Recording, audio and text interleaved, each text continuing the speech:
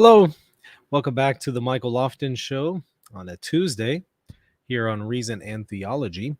I'm going to talk about Pope Francis's interview that he gave. Well, it wasn't so much an interview as it was a discussion that he had with a group of Jesuits, and he offered some of his commentaries in response to a question that a person asked about Catholics in the United States.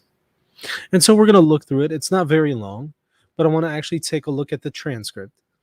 I've noticed there's a lot of, news, a lot of media reports about this, and unfortunately, they're not showing the whole thing. And so it would be helpful to take a look at it in context. Now, I'll say at the outset, I get the impression that Pope Francis may not be fully informed about the situation with United States Catholics in so many ways. Not just in the way that we're going to be exploring today, but in a lot of ways. I don't know how fully informed he really is. I get the impression that he has an incomplete perception of what the situation really is in the United States today in the Catholic Church. And so some of his comments that he offers here about United States of America Catholics, I think could use some improvement, could use a little bit more information. And then there's some other things that he says that there's some truth to it. But I want to put things into proper perspective and maybe offer, maybe fill in the gaps of where I think maybe Pope Francis's perspective is lacking. So let me share my screen. You know, I've often spoken about how I'm not exactly sure Pope Francis has advisors who are fully informing him about the situation in the United States. I've spoken about how I'm also not very sure how informed he is about individuals like Father James Martin. And I think this kind of confirms that when I read this and I listen to the way in which he speaks about Catholics in the United States, I'm again getting the impression he's not fully informed here, which again, just once more further corroborates the impression that I've already had. Again, I'm sharing my screen so we could take a look at it together. I'm just going to go ahead and skip to the part where he talks about Catholics in the United States. There are other things in this interview, of course. I'm not going to go over it all. You're welcome to read it at your own leisure. I will certainly put the link to the full interview in the show notes, so you can do that whenever you would like. So let's go ahead and begin. Here's the question that is asked of Pope Francis. Pope Francis, I would like to ask you a question as a religious brother. I'm Francisco. Last year, I spent a sabbatical year in the United States. There was one thing that made a great impression on me there, and at times made me suffer. I saw many, even bishops, criticizing your leadership of the church. And many even accuse the Jesuits, who are usually a kind of critical resource of the Pope, of not being so now.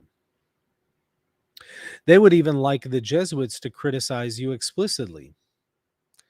Do you miss the criticism that the Jesuits used to make of the Pope, the magisterium, and the Vatican? Well, okay, so let's see what he has to say. That is Pope Francis. You have seen in the United States, the situation is not easy. There's a very strong reactionary attitude. Here's one of the parts where I would say there's some truth to that. Not among all Catholics in the United States, clearly. I mean, you can't really describe everybody. You can't put everybody in one category, right? There's all kinds of Catholics in the United States. But I am seeing this reactionary attitude. I have addressed it plenty of times on this show. In fact, I'm one of the few people who addresses it. And I'm not exactly sure why, other than it's just an unpopular thing to speak about. And Pope Francis has picked up on it. Now, I don't think Pope Francis realizes how bad it actually is. Again, I'm not under the impression that he's very well informed. So I know that he knows about this reactionary attitude in the United States, but I don't think he realizes how bad it actually is. It is organized and shapes the way people belong, even emotionally. Mm. I would like to remind those people that being backwards looking is useless, and we need to understand that there is an appropriate evolution in the understanding of matters of faith and morals, as long as we follow the three criteria of Vincent of Lorraine already indicated in the first century. Let's stop there. Here's where I feel like Pope Francis might be missing some important pieces of the puzzle. This is where I feel like this is a little incomplete, Holy Father. Though there's some truth to this, I don't think he understands why people have concerns, not just in the United States, but Catholics elsewhere as well, but especially in the United States. There are concerns that there are figures in the church who are moving away from the teachings of Jesus Christ. And to one extent, that is true. There are bishops, there are priests, there are laity who are, in fact, moving away from the teachings of Jesus Christ and moving away from sacred tradition. That's true. That's true. And I'm not exactly sure Pope Francis has fully appreciated that concern yet. And so what I hear is Pope Francis is addressing a particular group of Catholics that are very rigid. And though there's truth to what he's saying, and though there are some legitimate criticisms that can be offered there, I don't know if he understands why they have that rigidity. I'll explain it to you because I used to be one of them.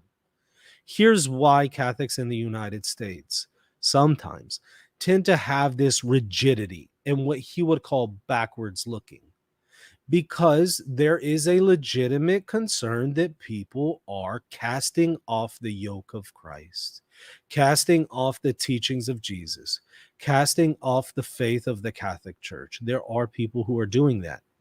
And Catholics see that, and they rightly oppose that. They legitimately say that's wrong. It is wrong to turn away from the teachings of Jesus and to be conformed to the ways of the world. The people that Pope Francis is criticizing here, they have every right to oppose people who are turning away from the teachings of Jesus in the Catholic Church. They have every right to do that. They have a duty, in fact, to do that. And that is why there is this kind of backwards looking, because there is this great fear of there are people who are trying to abandon the faith.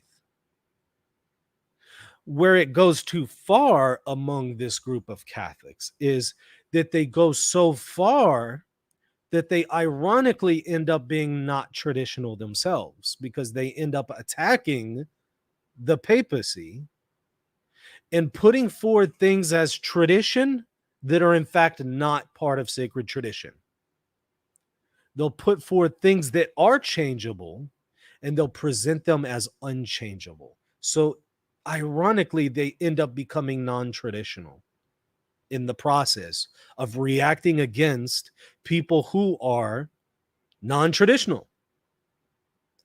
And I don't know if Pope Francis understands this and is being, as a result, I don't know if he's particularly sensitive to that in his comments here. In this, as we're going to see, I don't get the impression he is sensitive to this phenomenon. The reason why people are being backwards looking is they're rightly reacting to people who want to turn away from tradition. And we as Catholics, we need to maintain sacred tradition. That is a legitimate disposition. I will not criticize anybody for wanting to hold to the faith. That is a biblical command. That's in Jude in the New Testament, among other places. Staying firm, holding fast to the deposit of faith.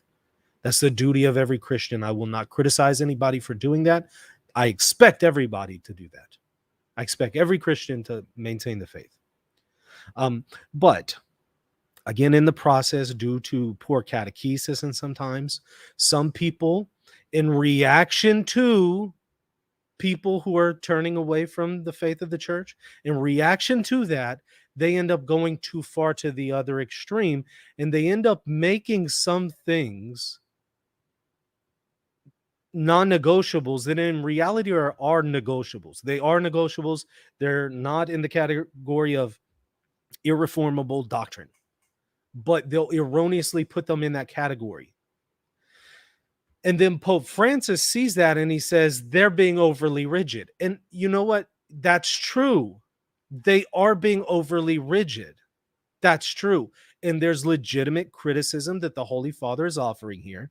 And I agree with him. I make the same criticisms of this group, but I want to be sensitive to the fact that they're only this way because they're reacting against a different error, and that is those who are running wild in the church, throwing off the teachings of Jesus, casting off his yoke, abandoning sacred tradition. If you didn't have people in the Catholic Church who were abandoning sacred tradition, you would not have this other group that is overreacting. You wouldn't have that. If those people were being addressed more, and what I mean addressed more, not by YouTube apologists, we do that enough, but addressed more by the hierarchy, you would have less reaction on part of these reactionary Catholics, what we might call radical traditionalists, what I in fact call pseudo-traditionalists, because they do not hold to sacred tradition entirely. In fact, they create certain things as tradition that are in fact not sacred tradition. So I call it pseudo-traditionalism. But you would not have that phenomenon if this other group in the church was being properly disciplined. Sadly, the reason why we have the radical reactionaries, the ones that Pope Francis is critiquing, is there hasn't been enough done by the hierarchy, and yes, including the Holy Fathers, from the time of the Second Vatican Council unto the present. There just has not been enough discipline imposed on this group. They've been allowed to run wild. They've had just too long of a leash, and it has caused this overreaction. And again, I just don't see enough sensitivity to that on part of Pope Francis. Not that I think that he wants to be insensitive. I think he wants to pastor people and cares about people. I just don't think he realizes how bad the situation is. This is why, again, I say I'm not exactly sure how well informed he is about anything in the United States, whether it is people who are trying to change the deposit of faith or people who are overreacting and turning some things that are not traditional into tradition. I don't think he's that aware. So again, that's why I've said I'm not exactly sure how fully informed he is about all the things that Father James Martin has said, because Father James Martin has said some very troubling things. And the things that I've seen Pope Francis praise Father Martin for are not the troubling things that I've heard from Father James Martin. And so I wonder, does he even know? I think it's legitimate to ask that because he clearly is not understanding radical traditionalists very well. He clearly doesn't understand that situation. I think we can all admit that. Well, if he doesn't understand the radical reactionaries and why they're doing this, then I think it also, it's fair to say, does he really even understand the other end of the spectrum and the other figures in the Catholic Church in the United States who are on the other end of the spectrum? Does he really understand them? I don't know. I'm not getting the impression that he does. So though I'm right there with him in opposing those who are overly rigid and backward looking in the sense that he's referring to, we have to state very clearly, though, And we have to be very accommodating to the reactionaries and say, that doesn't mean you're wrong to want to defend sacred tradition. You're not wrong for that. You're not backward looking for that.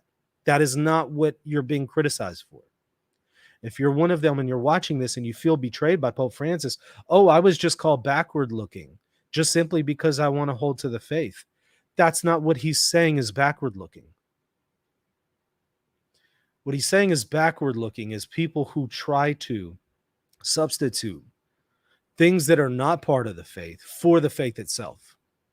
And that's a legitimate criticism because I see it all the time and I critique it.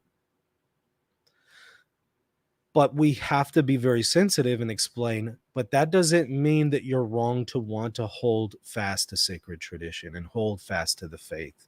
That's not wrong. That's a good disposition. You just need to get your facts straight because some of the things that you think are part of the faith are not part of the deposit of faith. That's the problem. So your disposition is fine. It's your knowledge that is not okay. There is some ignorance there. There is some confusion there, and that has to be rectified. And unfortunately, I just don't see enough from the Holy Father addressing that and saying, well, look, I appreciate that people want to hold to tradition. I appreciate that people want to hold to the faith. That is wonderful. My problem is that some people are presenting as the faith things that do not belong to the faith. Now, I know that's where Pope Francis is coming from. I know that that's his position because I've read him elsewhere enough to know that that's his perspective. But is that the way he comes across to the average person when they open up and read this stuff? Of course not. So would it be advantageous for Pope Francis to come forward and say, first and foremost, I don't want to criticize anybody who wants to hold fast to the faith. I'm right there with you. Absolutely. We need to hold fast to the faith. My comments and criticisms against rigidity and being backwards looking is not for those who want to look back to the faith because that's the duty of every Catholic. My criticism is those who are backward looking insofar as things that have been reformed by the church and can be reformed by the church. They look back to those against the mind of the magisterium and against the mind of the church. That's what I'm criticizing. Now, if he would put it in those terms, I'm sure you'll still find people who criticize him. But I think that a lot of people, they would be disarmed. And they would say, okay, all right, I understand that. I now see you're not attacking me for holding to the faith. I thought that you were going to attack me for holding to the faith. But now I see that's not what you're doing. I see what you're attacking. You're attacking something where somebody is trying to take ecclesial traditions that can and have been reformed by the magisterium and are trying to go back to them as if they are irreformable and can't be changed. And you know what, Holy Father, you're right, because the Catholic faith and the Catholic tradition does teach that the magisterium has the ability to reform those ecclesial traditions. And I need to be in line. I need to obey and assent to what the magisterium is saying here. So I see what you're saying. Again, I think that some people would still criticize them, but a lot of people would be disarmed and they would say, you know what? The Holy Father has a good point there.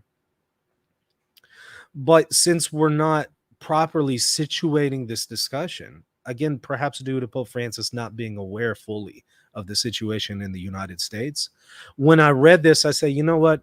I totally understand what Pope Francis is saying here. I totally get it. It's legitimate. But the vast majority of people who read this are not going to understand it because they don't know the context of Pope Francis. They don't know the things he said elsewhere. They're just going to open up, their computer screen or look on their phone. They're going to see this, read a couple snippets, completely not get what he's addressing. And they're going to conflate this with a criticism against people who just want to hold to the faith. Could Pope Francis be more clear here? Yes, he could. But I'm not exactly sure that he knows that he needs to be. That's the problem. So he says, look, I'd like to remind those people that looking backwards is useless. And we need to understand there's an appropriate evolution in the understanding of matters of faith and morals. And see, I would also be sensitive to using this, at least in translation, whoever translated that. I don't know if that's faithful to, presumably he was speaking in Italian. But when an English person reads that, they're going to hear evolution of doctrine. Well, doctrine doesn't evolve. It might develop, but it doesn't evolve. Right. Right. Be aware that historically, and also in the way that Pope Francis is using it, what he means by evolution is the same thing that you would talk about when you refer to development of doctrine. He's not saying that dogma changes. That's not what he's saying. He's not saying the faith substantially changes. He's saying that there is an organic growth, a development, what John Henry Newman would say. So there's a potential pitfall here where people could easily misunderstand that. That's why, though this term evolution of doctrine has often been used in Catholic circles, I avoid it because it just unnecessarily leads to confusion. And then you have to add that clarification that I just added here, and it wastes time. So I just say doctrinal development. So what he's saying here is there's an appropriate development in understandings of matters of faith and morals, as long as we follow the criterion of Vincent of Lorraine and his commonatory in the 5th century, which is legit, right? I mean, Vincent of Lorraine, church father, and his commonitorium. If you haven't read it, please go and read that. He's Newman before Newman. And he speaks of this concept of development of doctrine. And his point is that we could speak of doctrine developing. That is, we could liken it to a seed turning into a full-blown tree. There's certainly some change from being in the state of a seed to the state of being a tree. There's a substantial unity there. It's still a tree, whether it's in seed form or fully grown. It's still a tree. It's not a dog. It's not a cat. It's a tree, regardless of what stage it's in. It's a tree. So it doesn't substantially change, but it does accidentally change its features, such as height, weight, appearance, color, things like that. Those do change, but those don't substantially change what it is. It's a tree regardless of what stage it's in, but obviously there are some accidental changes here. That is how Vincent would kind of liken development of doctrine. The deposit of faith itself substantially remains the same throughout all ages. However, can you have some developments to it over time? Of course you can. Absolutely. There's no denying that. Did the apostles ever address artificial contraception? No. And how could they have? But they did address concepts of morality that can apply to cases like artificial contraception. So we could say the faith of what they taught is the same, but obviously there are some developments here. And we can speak of developments in other ways as well. That's just one example. And this is what the Holy Father is talking about. It's legit. I get what he's saying. Doctrine evolves. Again, remember what he means by that is development. Because again, he's citing Vincent of Lorraine. In other words, doctrine also progresses. And you can explicitly see that in Vincent of Lorraine. He explicitly says, and he asks the question, Vincent says, is there progress in religion, or is there no progress in religion? And he says, absolutely there is. There is progress. There is progress in our doctrinal development. But it's still going to be the same substantially. In other words, doctrine also progresses, expands, consolidates with time, and becomes firmer, but is always progressing. Change develops from the roots upward, growing in accord with these three criteria. And I just want to say, well, look, Holy Father, that's fine. Sure. But you need to connect the dots for your hearers, for your audience in the United States, because they're not going to see, what does this have to do with me? Because the vast majority of people who are overly rigid are going to affirm development of doctrine. So what's not being done here is a connecting of the dots, accompanying people, which Pope Francis is very fond of, I assume he's not sufficiently accompanying US Catholics here, since he's just not aware of the need to do so. There needs to be an accompaniment, a holding of the hands, of walking alongside of a person saying, here's why I'm talking about development of doctrine. Here's why. Because he's about to go to the death penalty and he just automatically jumps into it.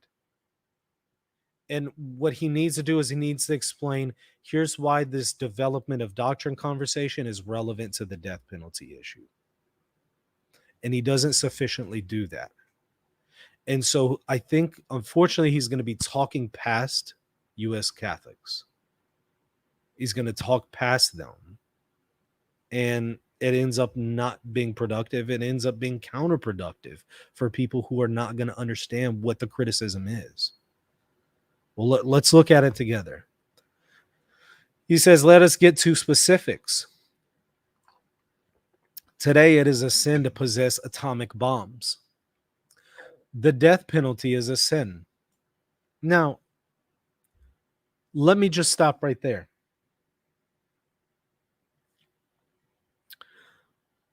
The death penalty, he says, is a sin. You know what most Catholics in the United States who are concerned about preserving doctrine and preserving the faith, you know what they're going to hear when they hear that? They're going to hear, well, Holy Father, it sounds like you're contradicting Scripture. It sounds like you're contradicting the Word of God. It sounds like you're contradicting other popes. It sounds like you're contradicting the magisterium. Because did not God impose the death penalty in the Old Testament? How can you call it a sin? There's not a sufficient accompaniment, a holding of one's hand and say, come along with me. Let me explain to you. Let me explain to you why your concern here is totally understandable. And let me put you at ease. And let me be very clear and reassure you.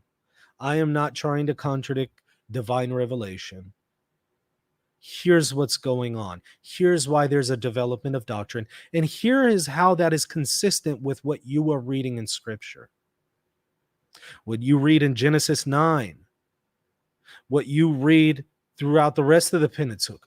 What you read in the New Testament in Romans 13. Here's how what I'm saying here is consistent with those things. Now, how has he done that? Kind of in a brief form in Fratelli Tutti and a few other places. In a very encapsulated way, in a very summarized form. Like in seed form, it's there. But most people are going to need more than that to kind of unpack it. They're going to need more than that seed form. They're going to need you to also go ahead and unpack it for them. And we're going to need some more catechesis here, more explanations here, while being sensitive to the fact that we need to reassure people we're not abandoning the faith in this. Because, again, what is one of the big concerns is? Well, one of the big concerns for U.S. Catholics is they're seeing people abandoning the faith. They're seeing people denying transubstantiation and the real presence of Christ. They're seeing people denying the resurrection. You can't even be a Christian and deny the resurrection, but they're seeing people doing it. They're seeing people denying the virgin birth. They're seeing people denying just all kinds of things that are clearly dogmatic. You can't deny that and be a Christian in good standing. They're seeing that, and so their guards are up. And they're saying, you know what? I'm going to be sensitive to anything that sounds suspect at this point because I want to just preserve the faith and be faithful to that which has been handed down. And it's a good thing to want to preserve the faith and be faithful to what is handed down. That's a good thing. But is there enough recognition of that in these discussions with Pope Francis? Unfortunately not. And what I'm hoping to see from Pope Francis is a more awareness of that so that next time he talks about Catholics in the United States, he can be a little bit more sensitive and say, look, I want to put things I want to put this to bed really quickly and just explain. I appreciate everybody who wants to preserve dogma. I appreciate everybody who wants to preserve the faith. I'm not contesting that. I'm right there with you. I stand firm with you. What I'm saying is there are some things that you think are dogmatic that are not dogmatic. There are some things that you think are irreformable that are not irreformable. And let me explain to you how that is in light of some of your concerns whenever you point me to certain biblical texts. There just needs to be more accompaniment there. And so I'm all in favor of Pope Francis accompanying people, journeying people with them, journeying with people. Absolutely. But let's especially do that with people who are concerned that we're abandoning the faith. And let's reassure them that's not what is taking place in this discussion on the death penalty. He says the death penalty is a sin. You cannot employ it, but it was not so before. So naturally, people are going to ask, but Holy Father, how? God employed it. It's a legitimate question for them to ask. I do think that Pope Francis has sufficiently answered that question elsewhere in seed form, but your average person doesn't know that. Your average person doesn't read magisterial documents, and the average person who reads them might not see how to unpack that. The role of a good pastor would say, well, let me go ahead and help you out and unpack that for you. As for slavery, some pontiffs before me tolerated it, but things are different today. Again, people are going to ask, well, okay, I'm in favor of not having slavery in the world, but how does that work with the Old Testament? People are going to ask those questions. So you can change, but with the criteria just mentioned, right? With the criteria just mentioned. And the criteria that he's referring to would not allow for a person to abandon dogma and abandon the sacred tradition and abandon the deposit of faith. So I totally understand what Pope Francis is saying here. Yes, he's talking about a change that is not on the dogmatic level, that is not on the level of the deposit of faith. He's talking about more what we would call, again, accidental changes or changes to non-definitive teachings.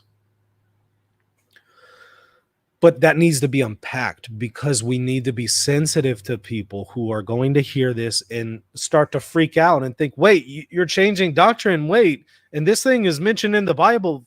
Francis, what are you doing? You're abandoning scripture. That's how people are going to hear it.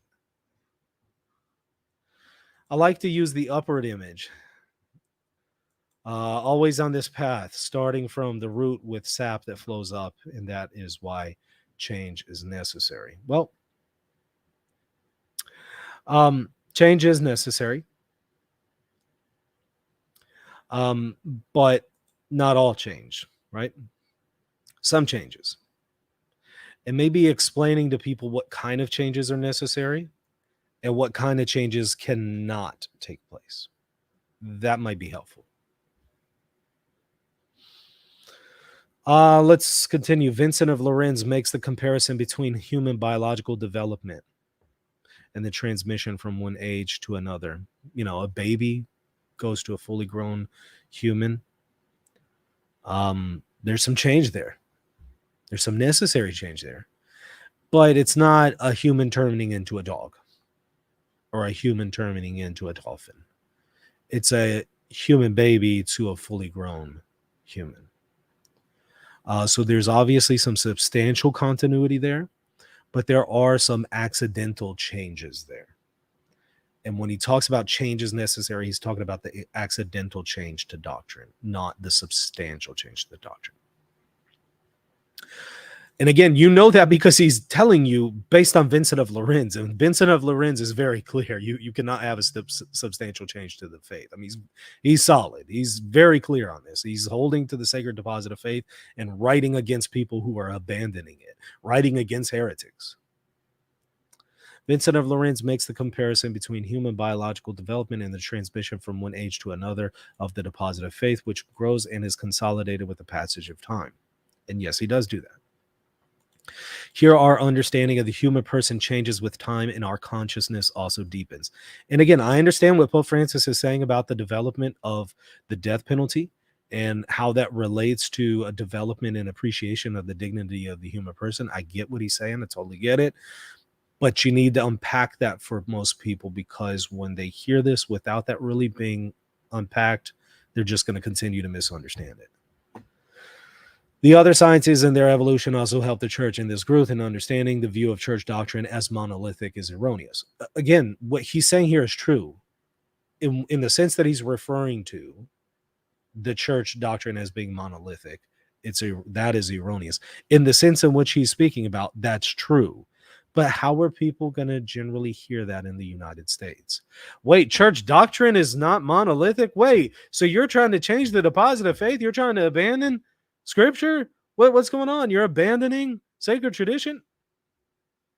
No, that's not it.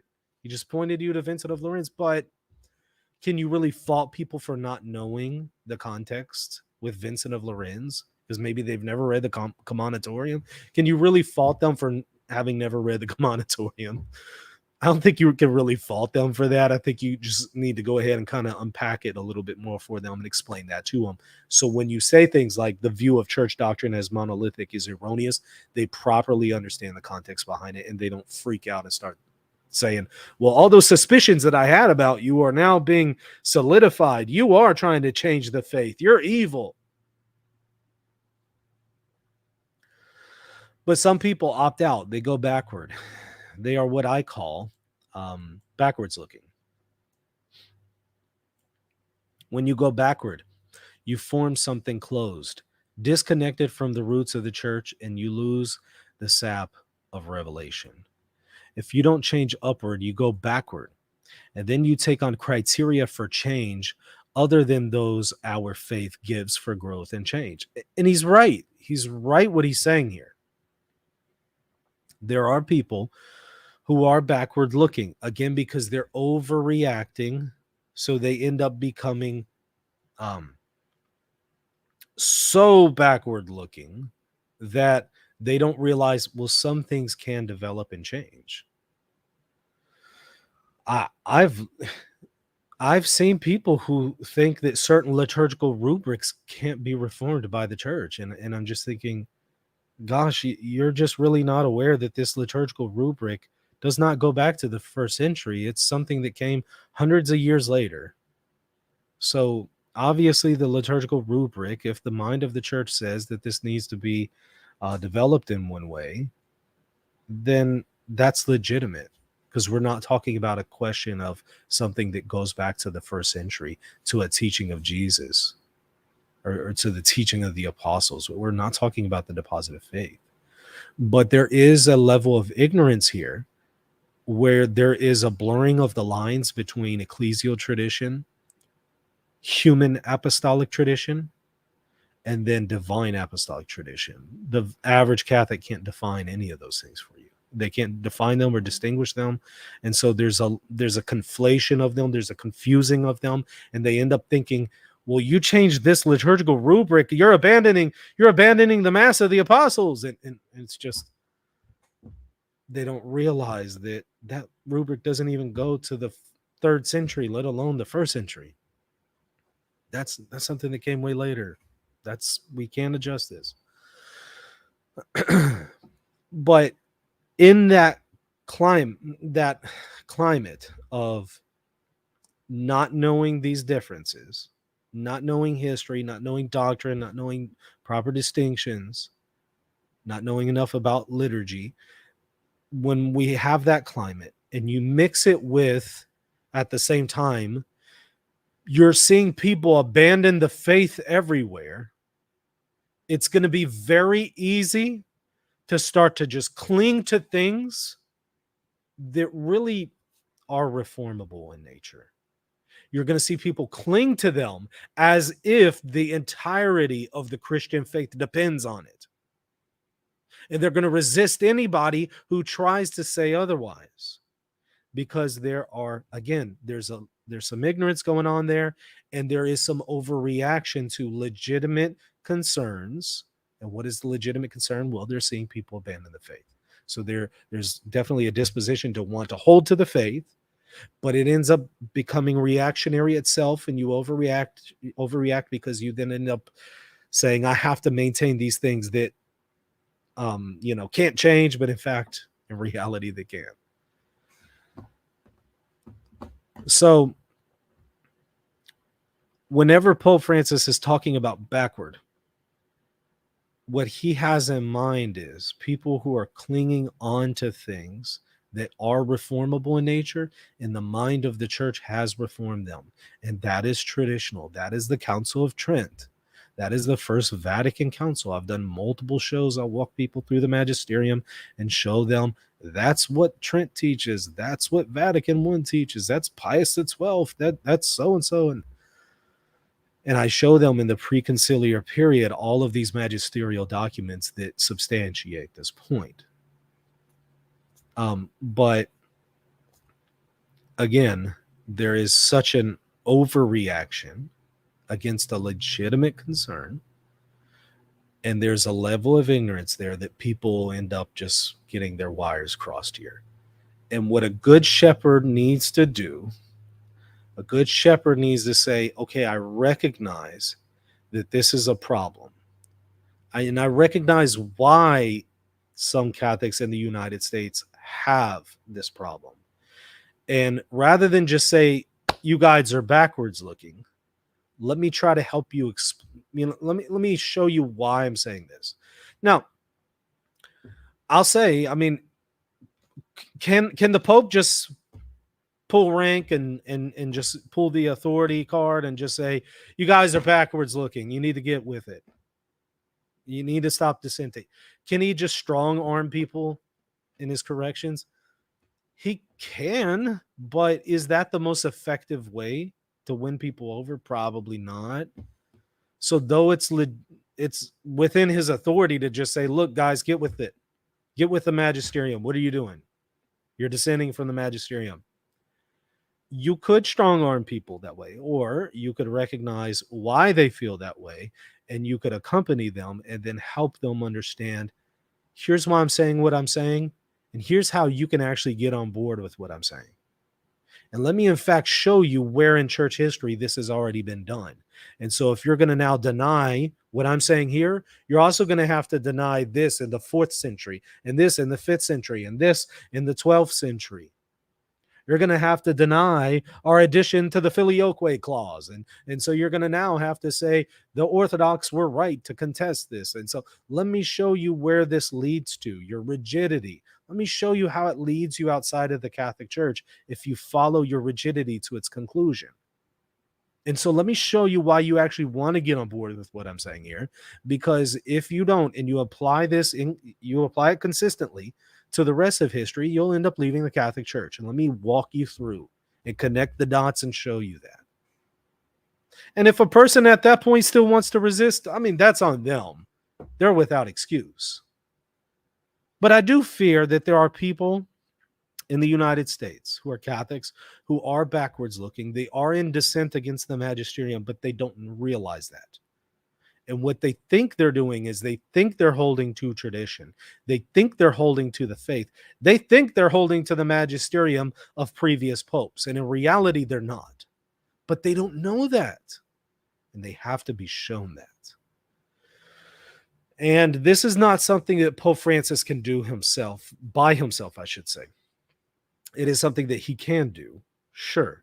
But it's not something that he should do by himself. This is something that the bishops also have to do. They also have to explain this.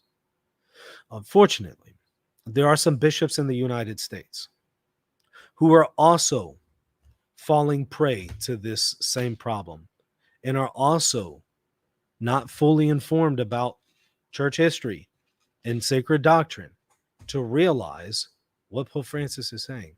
So unfortunately, even some of the bishops can't help the laity on this point because the bishops have the same problem in some cases.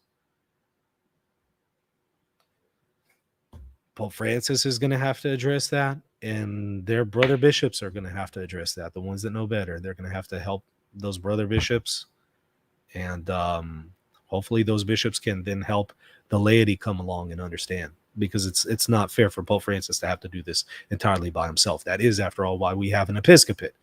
Pope Francis can't do everything. The Pope can't do everything. That's why Christ created a magisterium with two organs, the papal magisterium and the College of Bishops. He continues and says, and the effects on morality are devastating. The problems that moralists have to examine today are very serious, and to deal with them, they have to take the risk of making changes, but in the direction I was saying. You have been to the United States, and you have felt a climate of closure. Yes, this climate can be experienced in some situations, and there you can lose the true tradition and turn to ideologies for support. It's a legitimate criticism that Pope Francis is offering. There are some people who, not knowing that they've left Catholic tradition, have done just that, and they've turned to an ideology, and an ideology that is not scriptural and is not traditional. And they have confused some changeable elements with the unchanging faith itself. And in the process of doing that, they're abandoning actual sacred tradition. Because in the deposit of faith, you are not to add or subtract to the deposit of faith. But when you start imposing traditions that are not part of sacred tradition as sacred tradition, you're adding to the deposit of faith. And you've all of a sudden, at that point, lost the deposit of faith in the process. But there's people who are doing this who don't know it. They don't realize it. There probably isn't any culpability there in a lot of cases because there's ignorance there. And I think they need to be accompanied. The shepherds need to accompany them and reassure them that their zeal and their passion to defend the faith and hold to the faith is a good thing, and that is appreciated, and we need them. Because, look, so many people are leaving the faith. We need to make it very clear. The shepherds of the church need to make it clear. We appreciate those of y'all who are being faithful, because we know it's so easy to leave. We know it's so easy to listen to what the world is saying. So we actually very much appreciate y'all who have that passion and zeal to defend the faith. Thank you for that. And thank you for not leaving. But they also simultaneously need guidance, because unfortunately, with that passion, if it is misguided, if it is ignorant, that passion will lead them away from the church and they won't even realize it. Not before it's too late. It continues, in other words, ideology replaces faith. Membership of a sector of the church replaces membership of the church. Yes. And what Pope Francis is saying here is that there are some people who, again, see certain expressions of Catholicism that are able to change, and they identify with that expression more than they identify with the actual church itself, actual membership in the church. And they value those expressions more than they value actual membership, to the point that they're willing to go into schism to maintain a certain expression that is not part of the deposit of faith, though it may be good in of itself. They're willing to sacrifice communion and full communion with the Catholic Church in order to uphold things that are not part of the deposit of faith. And they have their wires crossed and twisted, and they're so confused, and their head has been turned backwards to the extent that they actually think they're defending the faith when they do this. So when they are going into schism, they actually think that they're being faithful, and they think that the church and the Pope is the one who's in schism. Their wires are crossed here, but they don't realize it. I want to pay tribute to Arup's courage. He goes to talk about this Jesuit, so I'll just skip that part. You younger ones have not experienced these tensions, but what you say about some sectors in the United States reminds me of what we have already experienced with the epitome, which generated a mentality that was all rigid and contorted. excuse me, those American groups you talk about, so closed, are isolating themselves. Yes, they are. But we have to explain to them why.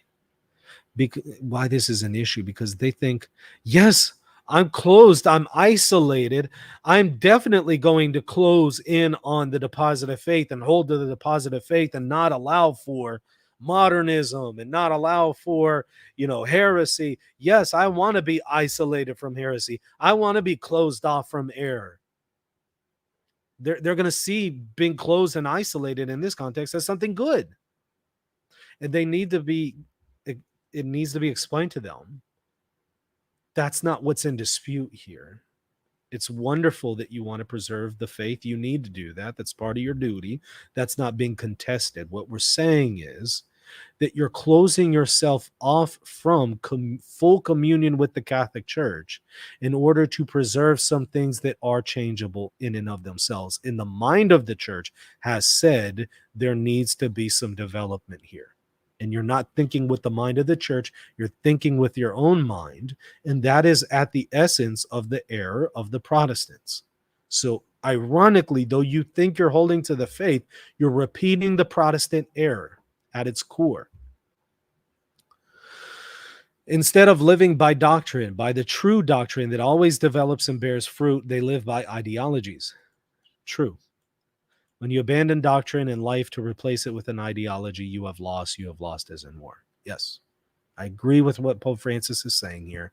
I just fear the average person is not going to understand what he's getting at, and they're going to confuse and read this as they're being attacked as being backwards simply because they want to hold to the faith.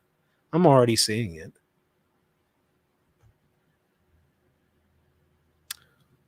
Let me see if there were any other relevant portions here. Looking through.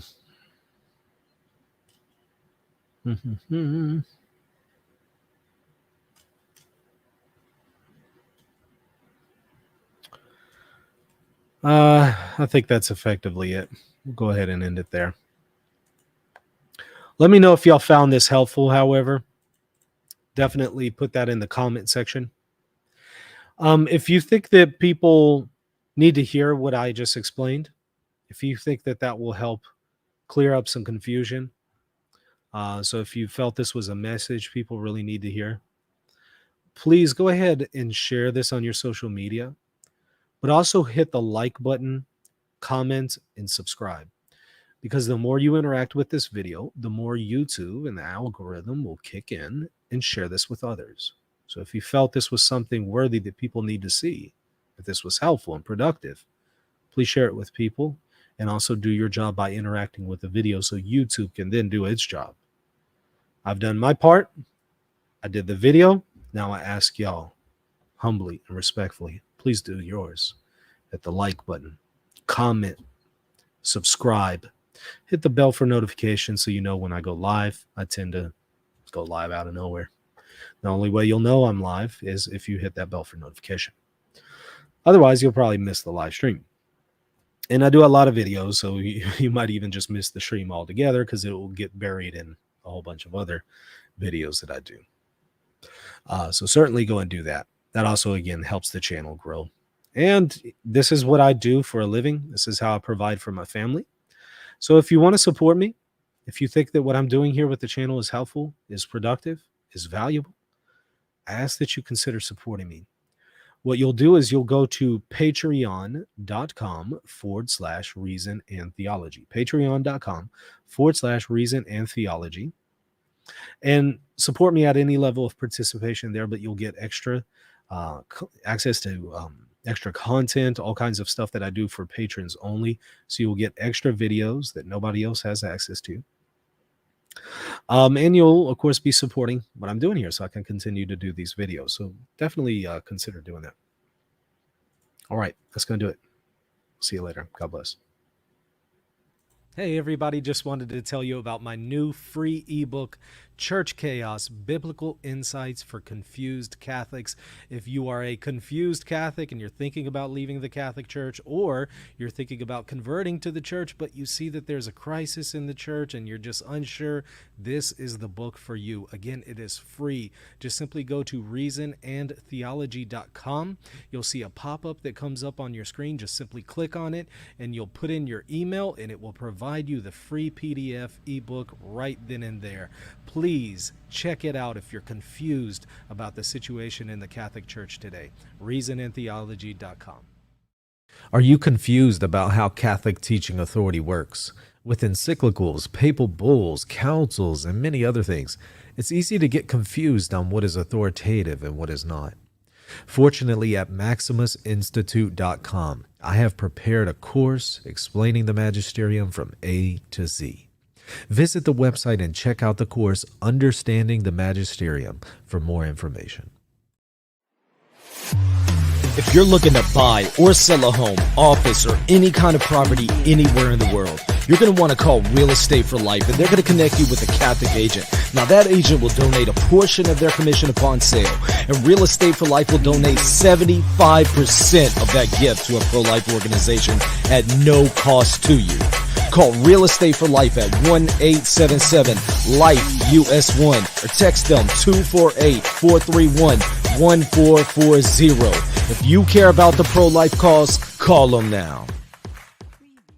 Hey, thanks for watching. Don't forget to hit the like button and the subscribe button. See you next time. God bless.